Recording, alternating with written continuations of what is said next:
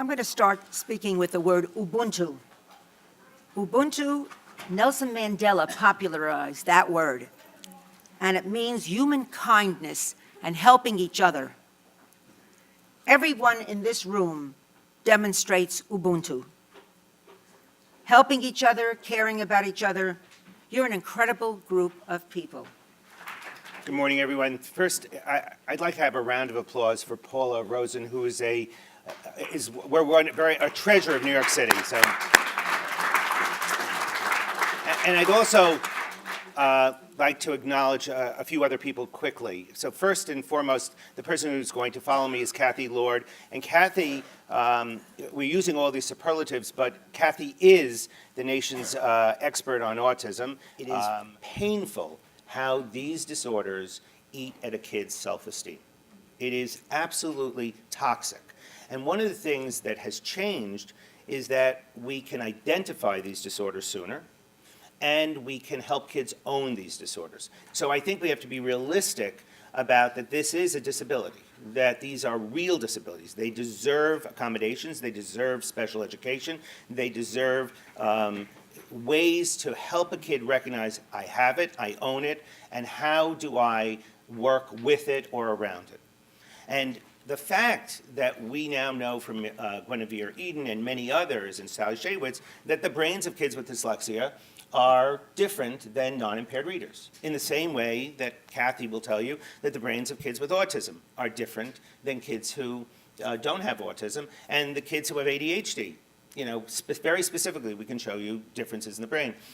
So the fact that there are real differences means that these are real disorders, and yet there is still a remarkable stigma. And the Child Mind Institute is about to undertake this coming month in April a study that we are going to actually give away 10,000 free clinical evaluations. We're going to do psychiatric exams, psychological testing, and nutritional status, cardiovascular fitness, but we're going to do an EEG, and we're going to do a functional MRI on kids between the ages of 5 and 21 in the 5 boroughs. And we're starting first, it's called the Healthy Brain Network. And the reason we're doing this and getting this largest repository of data on the developing brain is we are going to give it away to around 2,500 scientists around the world, so computer engineers and electrical engineers and statisticians and geneticists, because we're convinced that we're going to be able to find biological differences, biomarkers, that are different for kids with different disorders. My dream would be that we'd have 30 million parents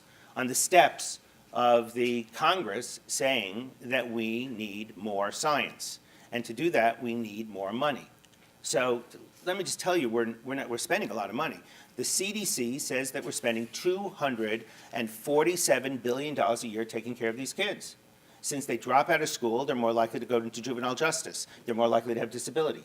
Almost $250 billion. And how much money does the federal government spend on research for kids 24 and younger? They spend $240 million. That's 0.01% of what they're spending on other stuff.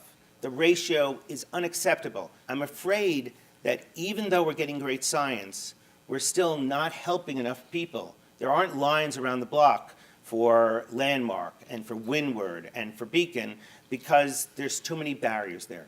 And we really have to help, frankly, transform the situation so every child who has these disorders is able to live the life they were meant to live.